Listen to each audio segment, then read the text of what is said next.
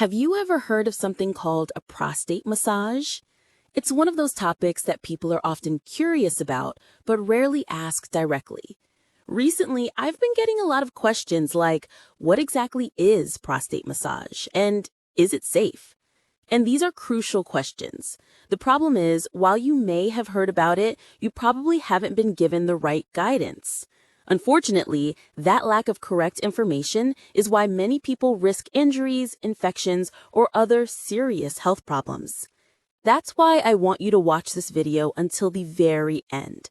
I promise that if you do, you won't need to watch another video on this topic again. I'm Dr. Amelia, an andrology specialist focused on men's sexual and reproductive health. And in this video, I'll walk you through what prostate massage really is, when it's used, what science says about it, and how to approach it safely if you ever consider it. Before we dive in, make sure you subscribe and turn on the notification bell. I post new videos every day about men's health, performance, and pelvic wellness. To understand prostate massage, you first need to know what the prostate actually is. The prostate is a small walnut-sized gland located just below the bladder and in front of the rectum. It wraps around the urethra. That's the tube that carries urine and semen out of the body. Its main job is to produce part of the seminal fluid that nourishes and protects sperm. Now, when people talk about prostate massage, they're referring to stimulating the prostate through the rectum. That's because the backside of the prostate can be reached by gently inserting a finger into the anus. The rectal wall sits right behind the gland. But here's something important. That tissue is very delicate. Any pressure that's too hard, any sharp nail, or lack of lubrication can cause small tears, bleeding, or infection. That's why if prostate massage is done, whether for medical or personal reasons, it must always be done carefully, hygienically, and slowly. In a medical setting, we doctors wear gloves, use sterile lubricants, and make sure the area is fully protected from bacteria. If someone tries it privately, the same principles apply. Clean, trimmed nails, washed hands, and a good amount of high-quality water-based lubricant. And here's something many people don't know. The pH level of the anus is different from that of the vagina. So lubricants made for vaginal use might irritate or upset the balance of the rectal area. If ever used for anal play, it's best to choose a lubricant made specifically for that purpose, as it matches the natural pH and helps avoid irritation or infection. Now, let's talk about why prostate massage ever became a thing in medicine. The prostate can develop several conditions over a man's lifetime, and one of the most common is prostatitis, which means inflammation of the prostate. It's more frequent than most people realize, affecting around 10 to 15% of men at some point in their lives.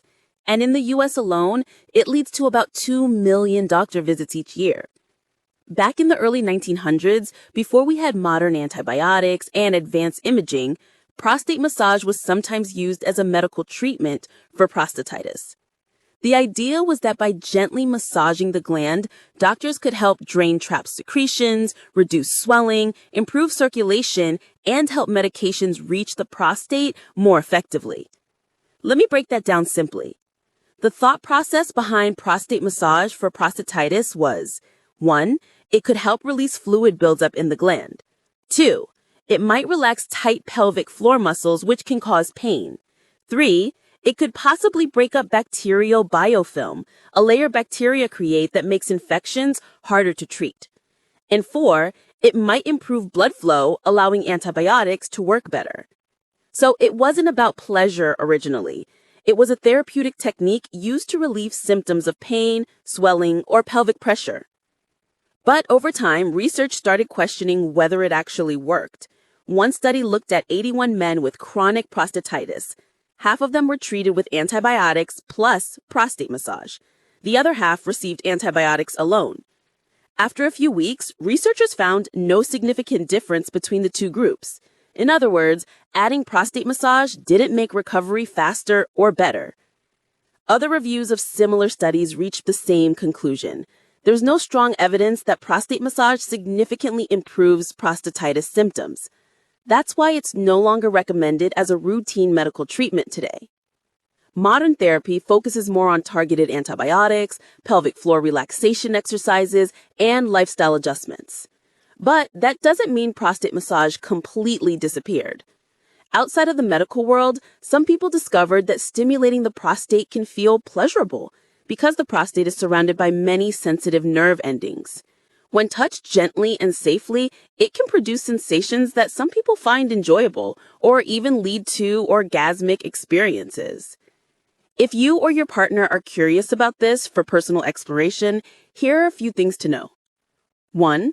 It must be a mutual decision, never a surprise or pressure. Both partners should feel safe and comfortable before beginning. 2. Use clean, trimmed nails or wear gloves, and wash hands before and after. Always use a generous amount of lubricant. The rectum doesn't produce any natural lubrication, so dryness can cause injury or bleeding. And if ever used for anal play, it's best to choose a lubricant made specifically for that purpose, as it matches the natural pH and helps avoid irritation or infection. Now, if someone has symptoms like fever, chills, burning during urination, or pelvic pain, they might have acute bacterial prostatitis, and any massage could spread infection into the bloodstream, which is dangerous. Aggressive or rough massage can lead to tearing, bleeding, worsening hemorrhoids, or other complications. And in rare cases, for men with known prostate cancer, forceful massage could potentially increase the risk of spreading cancer cells, so it's not recommended. For general curiosity or pleasure, slow, careful, and clean is the rule. This is not something to rush. The goal is not force, it's comfort, awareness, and safety. Now you might be wondering, can prostate massage help me if I have chronic pain or prostatitis? Well, maybe. Some men report feeling short-term relief or improved comfort after gentle prostate massage, possibly because it relaxes pelvic floor tension. But from a scientific standpoint, there isn't enough evidence to say it works consistently or predictably for everyone. So the bottom line, for most men, prostate massage is not a standard treatment for prostate disease anymore. But when done safely, with consent, and hygiene, some people find it adds pleasure or relaxation. If you decide to explore it, always do it gently, cleanly, and never when there's pain, infection, or inflammation. I'll repeat this because it's important. If you ever experience pain in your lower pelvis, difficulty urinating, or discomfort during ejaculation, don't try to treat it yourself. See a qualified urologist or andrologist. Many of these symptoms can be managed with modern therapies, safely and effectively. So, to wrap up, can prostate massage help you? Maybe, in very specific cases.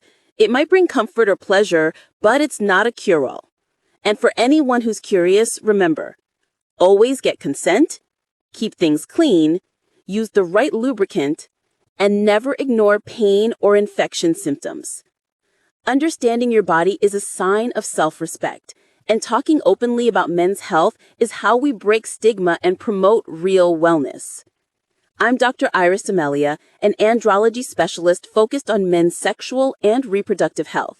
And if you found this video helpful, hit subscribe, share it with someone who cares about men's health, and remember, take care of yourself because you're worth it.